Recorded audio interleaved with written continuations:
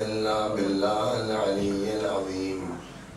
أعوذ بالله من الشيطان الرجيم. بسم الله الرحمن الرحيم.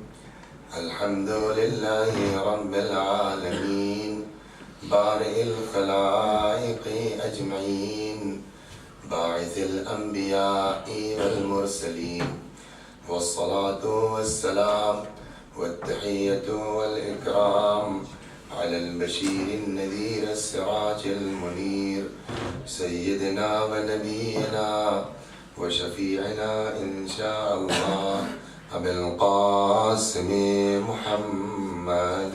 اللهم صل على محمد وآل محمد. اللهم صل عليه وعلى أهل بيته مظاهر جمالك وجلالك، واللعن على أعدائهم الشاكين فيهم المنحرفين عنهم أجمعين. أما بعد، صدق الله تعالى حيث يقول وهو أصدق القائلين وقوله الحق. أعوذ بالله من الشيطان الرجيم. بسم الله الرحمن الرحيم. قل لا أسألكم عليه أجرا إلا المودة في القربى ومن يقترف حسنة نزد له فيه حسنا. صلوات اللهم صل على محمد وآل محمد. کل یہاں سے جانے کے بعد حادثے کی خبر ملی راول پنڈی کی. اس کے علاوہ بھی جو ہے وہ اور بھی خبریں تھیں. اور آج دن میں اپنی فیس بک جو دیکھ رہا تھا تو کسی نے 2 منٹ کی وہ کلپ بھی لگا دی کہ اتفاق سے جس وقت وہ دھماکہ ہوا تو اس کے ہاتھ میں موبائل تھا کیا تھا. تو بہرحال آپ سب حضرات کی خدمت میں، اس لیے کہ ظاہر سی بات ہے دنیا میں جہاں بھی عاشق اہل بیت بستے ہیں، جہاں بھی محبان اہل بیت رہتے ہیں، سب کا کنبہ ایک ہے، سب کا گھرانہ ایک ہے، سب کا خاندان ایک ہے. دنیا میں کہیں بھی کسی بھی عاشق اہل بیت کو اذیت ہوتی ہے، اگر ہم واقعی سچے عاشق ہیں تو ہم کو بھی اس اذیت کا احساس ہونا چاہیے، اور اس بنا پر آپ کو بھی اس اذیت کا احساس ہے. میں اس عظیم حادثے کا پرسہ پیش کرتا ہوں امام کی بارگاہ میں، اہل بیت کی بارگاہ میں، اس دعا کے ساتھ کہ اللہ ان کی روحوں کو شاد فرمائے، ان کے گھر والوں کو پسماندگان کو صبر جمیل کی توفیق عطا فرمائے. اور یہ دشمنان اہل بیت جہاں بھی ہیں اگر قابل ہدایت ہیں تو ہدایت، ورنہ اللہ دشمنان اہل بیت کو نیست و نابود فرمائے. آپ حضرات سے گزارش ہے کہ ایک بار سورہ حمد اور سورہ توحید کی تلاوت فرما کر کے ان شہداء کی روحوں کو رسالے سے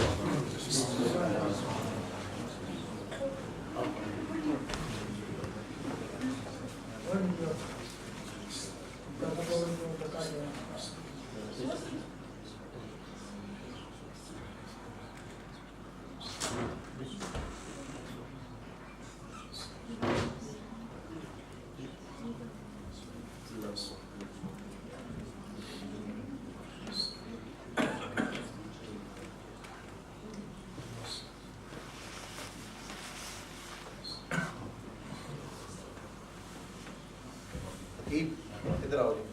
محسن again. All of you.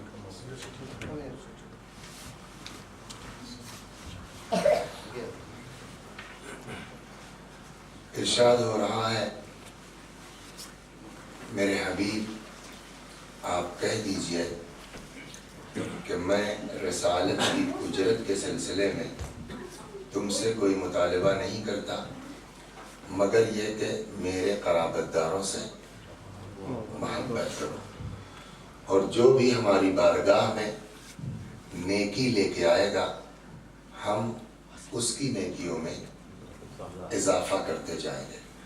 تو یہ بات طے ہے کہ جتنا ہم اہل بیت سے محبت نہیں کرتے اس سے زیادہ اہل بیت ہم سے محبت کرتے ہیں. اور یہ روایت کل اتفاقاً اسی ذیل میں وہاں یاد آ گئی تھی بریڈ فورڈ کی مجلس میں، نقل کرتا چلو اس لیے کہ یہاں کا عنوان آج دوسرا ہے کہ واقعاً اہل بیت کو کتنی محبت ہم سے ہے، آل محمد کو کس قدر لگاؤ ہم سے ہے کہ روایت میں ہے امام عصر اجل اللہ تعالی مرحوم سید ابن طاووس رحمۃ اللہ علیہ نقل فرماتے ہیں کہ حضرت کو سرداب میں یہ دعا پڑھتے ہوئے سنا گیا کہ جہاں امام نے فرمایا پالنے والے شیعتنا خلقوا من شعاع انوارنا وفاضل طینتنا. عجیب روایت ہے. شیعتنا خلقوا من شعاع انوارنا وفاضل طینتنا. ہمارے شیعہ ہماری نور کی کرنوں سے پیدا ہوئے ہیں، ہماری فاضل طینت سے پیدا ہوئے ہیں. پھر میں یہاں رک کے ایک بات کہوں کہ جو میں نے ابھی عرض کیا نا کہ جتنا ہم محبت نہیں کرتے اس سے زیادہ اہل بیت ہم سے، سب سے زیادہ دنیا میں اس انسان سے محبت کرنے والا کون ہے؟ ماں ہے نا. لیکن ایک وقت وہ آتا ہے کہ جب ماں کو بھی اپنے بیٹے کی آبرو کا خیال نہیں ہوتا. آپ اس پہ غور کیجیے. معلوم ہوا صاحب جو ہے وہ بہو سے لڑائی ہو گئی، بہو سے کچھ اختلاف ہوا، زیادہ بات خراب ہوئی. بیٹی جو ہے کہیں پڑوس کے شہر میں رہتی تھی، بریڈ فورڈ یا مانچسٹر یا کہیں اور برمنگم، وہاں سے خبر ہوئی کہ صاحب جو ہے وہ ہماری ماں سے اور ہماری بھاوج سے اختلاف ہوا ہے. وہ صاحب آ گئی، جیسے بیٹی پہنچی محلے کی اور لڑکیاں جو اس کی دوست تھیں وہ سب آ گئی، فلانی آپا آئی ہیں، فلانی باجی آئی ہیں، وہ اپنا باتیں ہوتی رہی. ماں نے ساری داستان سنانا شروع کیا. سارے محلے کے لوگ، ساری کمیونٹی کی لڑکیاں موجود ہیں اور ماں اپنی بہو کی شکایت کر رہی ہے. ساری شکایتیں سننے کے بعد بیٹی نے کہا تو اماں بھائی جان کچھ نہیں بولتے؟ سوال ہے فطری سوال ہے، بھائی جان کچھ نہیں کہتے؟ تو ماں کا جواب، سب سے زیادہ محبت اولاد سے ماں کو ہے نا، ماں کا جواب کیا ہوتا ہے؟ اے بیٹا تمہارا بھائی ہی ٹھیک ہوتا تو پھر یہ نوبت کیوں آتا؟ یہ جملے ہوتے نہیں ہوتے. تو اگر اولاد کی آبرو اتنا وہ تھا تو ماں صبر کر سکتی تھی نا. لیکن بہو کی ضد میں صحیح ساری کمیونٹی کی لڑکیوں کے سامنے اپنے بیٹے کو بے عزت کیا کہ نہیں کیا. تو جس ماں کو سب سے زیادہ محبت ہوتی ہے ایک وقت وہ آتا ہے کہ وہ ماں بھی اپنے بیٹے کی بے آبروئی کی پرواہ نہیں کرتی. باپ ایک منزل آتی ہے جب آنکھ کر دیتا ہے، بھائی بھائی سے الگ ہو جاتا ہے. کیوں آپ نے آنکھ کر دیا؟ بھائی اتنا نالائق ہے، لوگ مجھ کو اس کا باپ کہتے میری بے عزتی ہوتی ہے نا. تو اگر ہماری وجہ سے ہمارے باپ کی بے عزتی ہو تو باپ آنکھ کر دے، ہماری وجہ سے ہمارے بھائی کی بے عزتی ہو تو بھائی الگ ہو جائے. انصاف سے بتائیے، ایک باپ اپنے کو عزت دار سمجھتا ہے، ایک بھائی اپنے کو عزت دار سمجھتا ہے، ایک ماں اپنے کو عزت دار سمجھتی ہے. کیا امام کے پاس اتنی بھی عزت نہیں ہے کہ اگر باپ کو یہ حق ہے کہنے کا کہ میں نے آنکھ کر دیا، میں تم جیسے نالائق کا باپ نہیں ہوں؟ کیا امام کو حق نہیں ہے کہنے کا نکل جاؤ میں تم جیسے نالائقوں کا امام نہیں ہوں؟ حق ہے کہ نہیں؟ انصاف سے بتائیے. لیکن اب آپ یہ دعا سنیے امام کی کہ اس محبت کے مقابلے میں کون سی محبت آ سکتی ہے. شیعتنا خلقوا من شعاع انوارنا وفاضل طینتنا.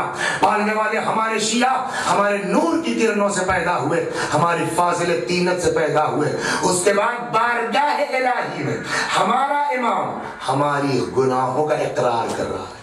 اور جملہ کیا ہے امام کا؟ فرماتے ہیں قد فعلوا ذنوبا کثیرا اتکالا علی حبنا و ولایتنا. باپ الگ ہو جاتا ہے، ماں الگ ہو جاتی، بھائی الگ ہو جاتا، مگر امام اللہ کی بارگاہ میں ہمارے گناہ کا اقرار فرماتے ہیں. قد فعلوا ذنوبا کثیرا. اللہ ہمارے ان چاہنے والوں نے بہت گناہ کیا ہے. مطلب یہ کہ ہم اقرار کرتے ہیں، ایسا نہیں کہ ہمارے شیعہ گناہ گار نہیں ہیں. قد فعلوا ذنوبا کثیرا. انہوں نے بہت گناہ کیا ہے، مگر یہ گناہ کیوں کیا ہے؟ اتکالا علی حبنا وولایتنا، خدا انہوں نے گناہ کیا ہے مگر ہماری محبت اور ہماری دوستی پر بھروسہ کرتے ہوئے. یعنی ہے کوئی دنیا میں جو ہمارے گناہ کا اقرار کر رہا ہے اور اس کے بعد اپنے اس کی ذمہ داری بھی قبول کر رہا ہے کہ انہوں نے ہماری وجہ سے کیا ہے, ہمارے اوپر ان کو بھروسہ تھا. اس کے بعد امام دعا فرماتے ہیں ان کان ذنوبہم بینک و بینہم, اگر ان کا گناہ آپس میں ہے یا ان کا گناہ تیرے اور ان کے بیچ, دو طرح کی صورت ہو سکتی ہے, یا تو انہوں نے تیری نافرمانی کی ہے یا آپس کا میٹر ان کا ہے. ان کا ذنوبہم بینک و بینہم, اگر ان کا گناہ تیرے اور ان کے بیچ ہے تو امام دعا کر رہے ہیں فاصفح عنہم لقد رضینا, پروردگارا ان کو معاف کر دے, ہم ان سے راضی ہیں, ہم ان سے خوش. یہ معمولی فقرہ ہے, اگر واقعی آدمی عاشق ہونا تو مست ہونے کے لیے یہی جملہ کافی ہے کہ ہمارا امام کہہ رہا ہے اللہ ان کو معاف کر دے, ہم ان سے راضی ہیں. لیکن دوسرا فقرہ کیا ہوا, ان کان ذنوبہم بینہم, لیکن اگر ان کا آپس کا معاملہ ہے تو امام نہیں کہا کہ اللہ معاف کر دے. ہم نے آپ کو برا کہا, ہم نے آپ کا قلم چھین لیا, ہم نے آپ کو گالی دے دی, تو امام نے کہا اللہ ان کو معاف کر دے. اب امام کیا فرماتے ہیں, اللہ ان کو ایک دوسرے کو معاف کرنے کی توفیق عطا فرما, اس لیے کہ جب تک آپ ہم کو معاف نہیں کر دیں گے تب تک خدا بھی ہم کو معاف نہیں کرے گا. عبادت ایک طرف, ریاضت ایک طرف, دعا ایک طرف, نماز ایک طرف, ذاکری ایک طرف, خطابت ایک طرف, جب تک آپ معاف نہیں کر دیں گے تب تک خدا ہی معاف نہیں کرے گا. لہٰذا امام کیا دعا کرتے ہیں, اللہ اگر ان کا آپس کا معاملہ ہے تو ان کو توفیق دے کہ یہ ایک دوسرے کو معاف کر دیں. اللہ اکبر. اب یہاں پہ ایک سوال, امام کی دعا اپنے شیعوں کے لیے ہے کہ ایک دوسرے کو معاف کرنے کی توفیق عطا فرما. امام کی دعا قبول ہوئی کہ نہیں؟ مجلس پڑھنا بہت آسان ہے, شیعہ ہونا بہت مشکل ہے. یہ جملہ میرا سخت ہے مگر مجلس پڑھنا بہت آسان ہے, شیعہ ہونا مشکل ہے. امامہ لگانا آسان ہے, شیعہ ہونا مشکل ہے. قبا پہننا آسان ہے, شیعہ ہونا مشکل ہے. ذاکر ہونا آسان ہے, شیعہ ہونا مشکل ہے. کیا مطلب؟ میں نے کہا یہ بتائیے امام کی دعا قبول ہوئی کہ نہیں ہوئی؟ ہوگی. امام کی دعا کیا ہے کہ ہمارے جو شیعہ ہیں ان کو اگر گڑبڑ ہو بھی گئی ہے تو ایک دوسرے کو معاف کرنے کی توفیق عطا فرما. اور ہمارا حال کیا ہے, میں اس کے یہاں سوال ہی پیدا نہیں ہوتا, مر جاؤ میرے جنازے پہ نہ آئے. اگر امام کی دعا قبول ہو گئی ہے تو یہ وصیت کا کیا مطلب ہے؟ تو یا تو پھر کہیے کہ امام کی دعا قبول نہیں ہوئی. یہ ہمت کسی میں ہے کہنے کی کہ امام کی دعا قبول نہیں ہوئی؟ یہی ایک بات رہ جاتی ہے کہ اگر ہمارے اندر معافی مانگنے کا اور معافی دینے کا جذبہ پیدا نہیں ہوا ہے تو یہ تو نہیں ہو سکتا کہ امام کی دعا قبول نہیں ہوئی. ہاں یہ کہا جا سکتا ہے شاید ابھی ہم وہ شیعہ نہیں ہو پائے ہیں جس کے لیے امام نے دعا کی. صلوات.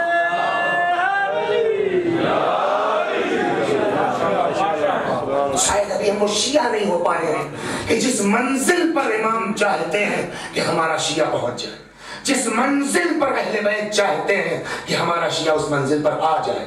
بات یہ دوسری طرف جاری, لیکن نیت انہوں نے آج یہ فرمایا کہ مسائل آپ کو کیا پڑھنے, نیت دوسری طرف تھی. لہٰذا یہ ذرا سا عشق اہل بیت, تاکہ روزانہ 2 ہی منٹ صحیح محبت اہل بیت پر کچھ تذکرہ ہوتا ہے. اور ظاہر سی بات ہے کہ اب یہ جو کہنے جا رہا ہوں وہ بھی اسی ذیل میں ہے, عشق اہل بیت ہی کے ذیل میں ہے. حضرت ابو الفضل باب الحوائج حضرت عباس سلام اللہ علیہ, یہ 14 معصومین میں ان کا شمار ہے. اللہ بولیے, ایک امام شاہ صاحب بولیے بھائی, 2 امام 12, معصوم 14. معصوم 14 کوئی گنا سکتا, کوئی لڑکا سامنے ہے ایسا اچھا جو سنا دے, اس لیے بزرگوں کی شان میں گستاخی ہے.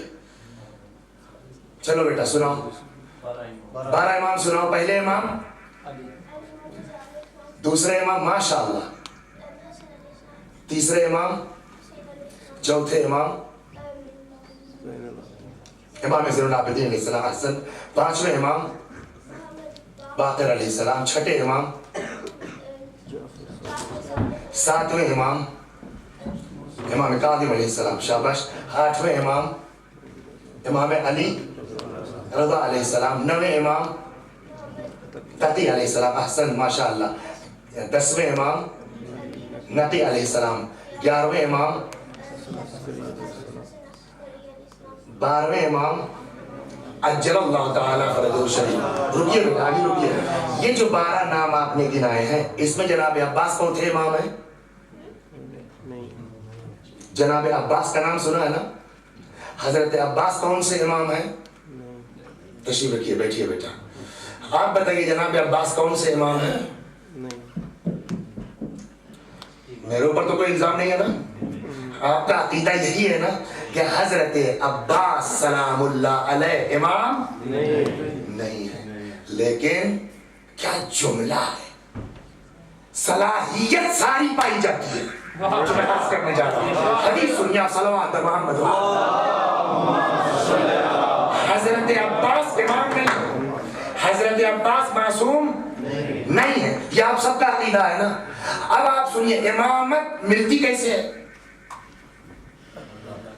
اللہ سے، حتیٰ کہ خود رسول اللہ کو بھی اپنے بعد معین کرنے کا اختیار نہیں ہے، اور اگر اختیار ہوتا تو اللہ یہ نہ کہتا فما بلغت رسالتہ، جو کچھ ہم نے کہا اس کو پہنچائیے ورنہ کچھ نہیں کیا۔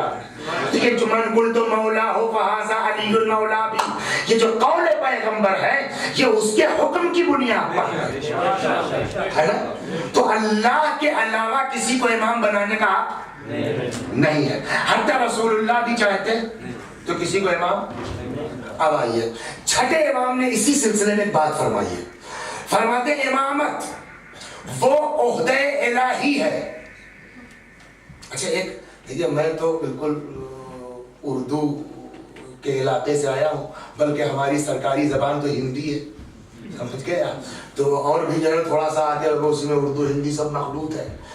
انگریزی ہم کو بہت نہیں آتی، بہت نہیں آتی کہ نہیں آتی، لیکن انگریزی میں ایک لفظ رہتا ہے ڈیزرو، اس کا مطلب ہم کو بتائیں گے آپ کیا ہے؟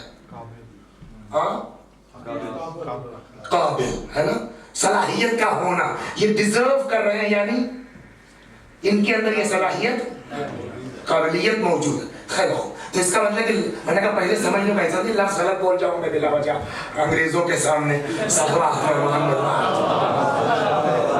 ہاں کہیں دور دراز دیہات گاؤں میں پڑھ رہے ہوتے ہیں، انڈیا پاکستان میں کوئی مسئلہ ہو، اب یہاں ہم غلط انگریزی اسی لیے کہتے ہیں کہ یا تو لفظ نہ بولیے تو صحیح بولیے۔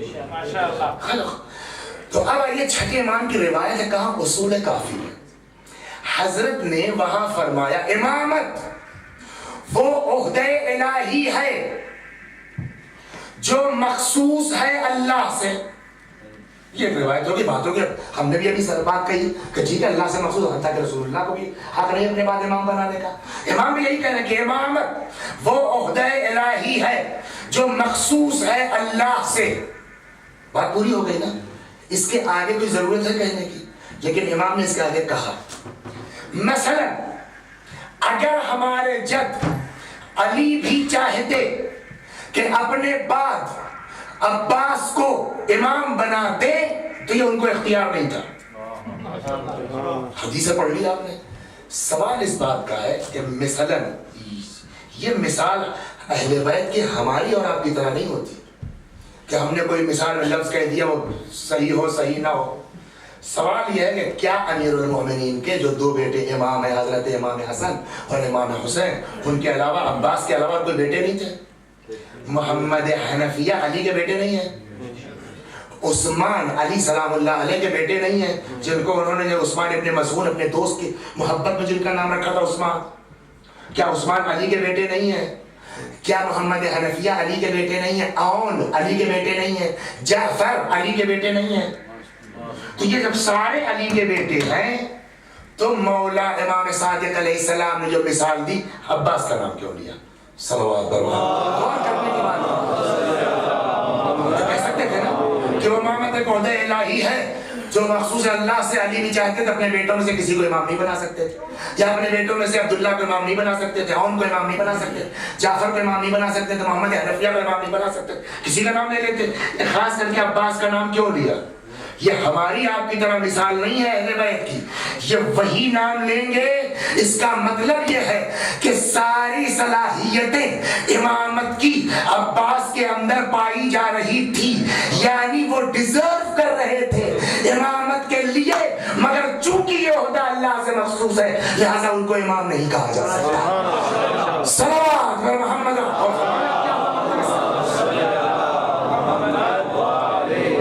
اور ایس بعض جگہوں پر واقعی حضرت باب الحوائج سلام اللہ علیہ کی کچھ فضیلتیں ایسی ہیں کہ جہاں چپ رہیں تو مشکل، بولیں تو مشکل۔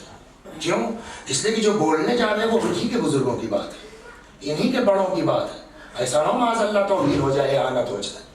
تو ایک بڑا مسئلہ ہے حضرت عباس کے بعض فضائل میں۔ اب آئیے، آپ اکثر جو ہے وہ اعلان کر دیتے ہیں، آپ نے بھی پتہ نہیں غور نہیں کیا میں نے، ورنہ اگر یہ ہوتا ہے یہ پڑھنا تو غور کرتا ہے کہ آپ نے کہا کہ نہیں کہا۔ کہ آپ وہ محفلوں میں مجلسوں میں آپ انڈیا پاکستان میں سنتے رہتے ہو، اور اب گزارش ہے مولانا موصوف سے، سنا ہے بہت لفظ مولانا موصوف۔ یہ موصوف کیا چیز ہے؟ ایک اب دو چیزیں ہوئی، ایک کا نام ہے صفات اور ایک کا نام ہے موصوف۔ صفت کسے کہتے ہیں، موصوف کسے کہتے ہیں؟ اب اسی سے آپ ہم کو ووٹ دے دیجئے کہ میں ٹیچر ڈھنگ کا ہوں کہ نہیں ہوں، اس لیے کہ بات جو ہے وہ گھنٹہ پورا کرنے سے بحث نہیں، بات ایک ہی صحیح، اگر ہمارے بچے کے اندر بیٹھ گئی تو مجلس کامیاب ہے۔ مقصد یہ ہونا چاہیے، یہ ہونا چاہیے۔ اب یہ ایک چیز ہے صفات اور ایک چیز ہے کیا؟ موصوف۔ مثلا طبابت، حکمت، ڈاکٹر ہونا، یہ کیا ہے؟ صفت ہے۔ آپ ڈاکٹر ہیں، آپ حکیم ہیں، آپ شاعر ہیں، تو شاعری ہوئی صفت، آپ ہوئے کیا؟ جس کے اندر وہ صفت پائی جائے گی وہ ہوگا موصوف۔ خطابت ہوئی صفت، ہمارے اندر اگر یہ صفت ہے کہ اللہ کرے ہو جائے تو ہم کیا کہلائیں گے؟ موصوف۔ لیکن خطیب موصوف، صفت تو خطیب تو ہی ہے، تو اب خطابت کیا ہوئی؟ صفت، خطیب ہوا کیا؟ موصوف۔ تو دو چیزیں ہوئی، ایک کا نام ہے صفت، دوسرے کا نام ہے جی موصوف۔ اب آئیے جو میں کہنے لگا، موصوف سے صفت کی طرف ذہن کا منتقل ہونا آسان ہے، ماشاءاللہ۔ آپ اس میں غور کریں، موصوف سے صفت کی طرف ذہن کا منتقل ہونا بہت آسان ہے۔ کیا نام ہے آپ کا؟ فرحت صاحب ڈاکٹر ہے، میں نے کہا فرحت صاحب آ گئے، فوراً آپ کے دماغ میں اچھا وہ فرحت ڈاکٹر۔ زید صاحب آ گئے، اچھا وہ زید انجینئر مثلا۔ احمد آ گئے، اچھا وہ احمد خطیب۔ تو موصوف سے صفت کا تصور آسان ہے، لیکن صرف صفت کہیے ڈاکٹر صاحب آ گئے، پتہ نہیں کون سے ڈاکٹر صاحب۔ شاعر اہل بیت آ گئے، پتہ نہیں کون سے شاعر۔ ذاکر آ گئے، 2 مجلسیں ہو رہی، پتہ نہیں کون سے، وہ اچھا والا ذاکر یا وسیع حسن کون سا آ گیا پتہ نہیں۔ تو اب آپ میرے خیال میں اپنے بچوں کو یہ بات سمجھانے میں کامیاب ہو گیا کہ دو چیزیں ہوئی، ایک کا نام ہے صفت، ایک کا نام ہے موصوف۔ موصوف سے صفت کی طرف ذہن آسانی سے منتقل ہو جائے گا، لیکن صفت سے اسی موصوف کی طرف کہ جس کو آپ چاہ رہے ہیں ذہن کا منتقل ہونا آسان ہے نہیں نا؟ مگر یہ کہ آپ ایک ایسے خاندان میں ہو کہ جہاں جو ہے اس صفت کا اکیلا آدمی ہو۔ مثلا میرا ایک خاندان ایسے ہے کہ جس میں کوئی ڈاکٹر ہی نہیں ہے، ایک کسی شکل سے ہو گیا ڈاکٹر، تو اب جب خاندان کے اندر بات ہوگی ڈاکٹر صاحب تو وہی مراد ہوگا، جو اس لیے کہ اکیلا ہے۔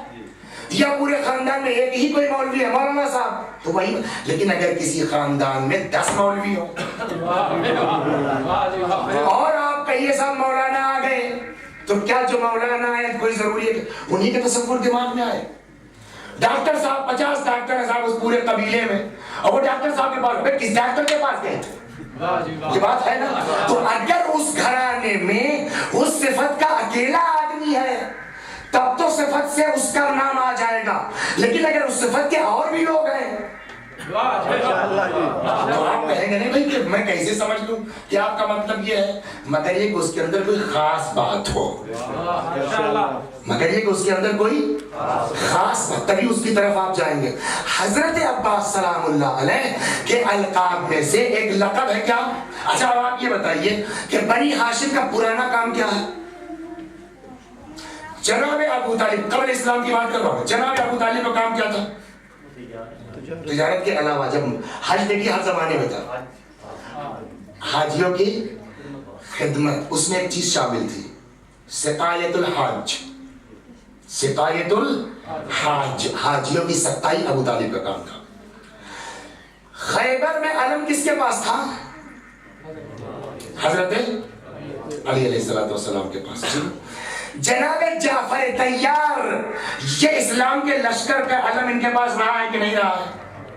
تو اس خاندان میں علمداری علی کے پاس بھی رہی، کوئی اکیلا نہیں ہے، اس خاندان میں علمداری جعفر کے پاس بھی رہی، لیکن پتہ نہیں کیسے علمداری کو اپنایا ہے عباس نے کہ اب جیسے ہی آپ علمدار کہیے گا نہ جعفر کا خیال آتا ہے نہ علی کا خیال آتا ہے تو بس عباس کا۔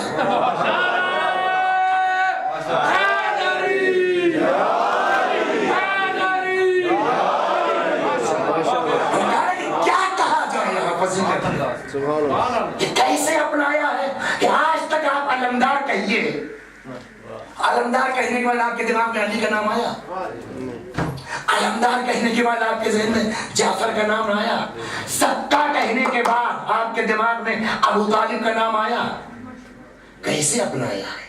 اللہ اکبر۔ ایک صفت اور بھی ہے مولا کی، اس پر تھوڑا سا دو چار منٹ غور کر لیجیے، پھر انشاءاللہ آگے بڑھتا دیتا اللہ توفیق دے۔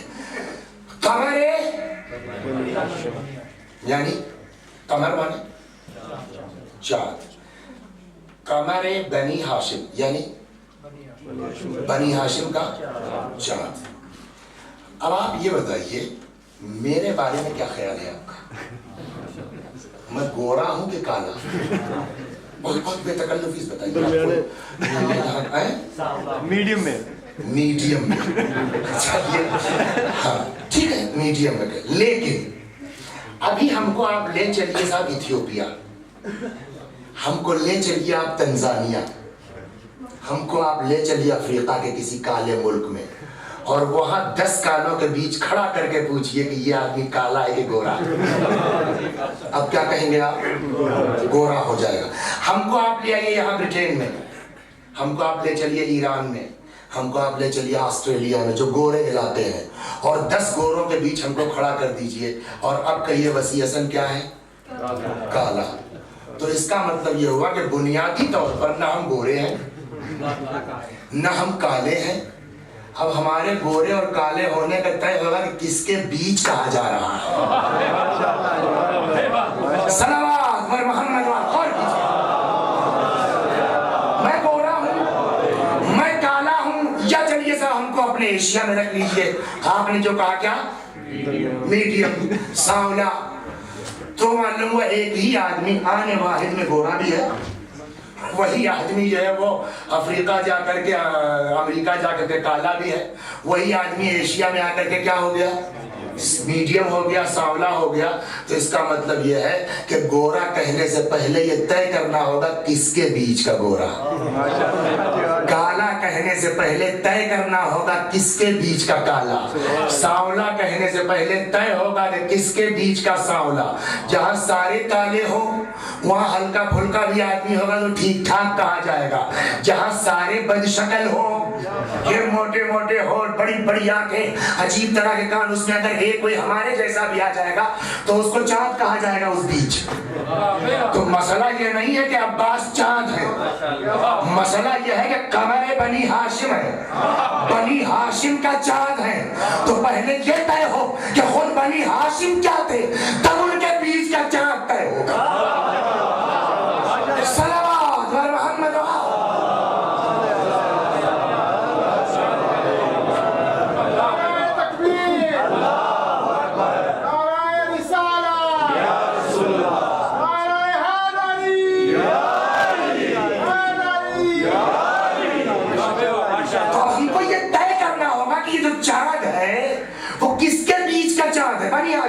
آئیے بنی ہاشم کے پہ بات کرتے ہیں. بسم اللہ. یہ تو ایک بنیادی چیز ہے کہ بنی ہاشم کے لوگ خوبصورت ہوتے تھے اور بنی امیہ کے لوگ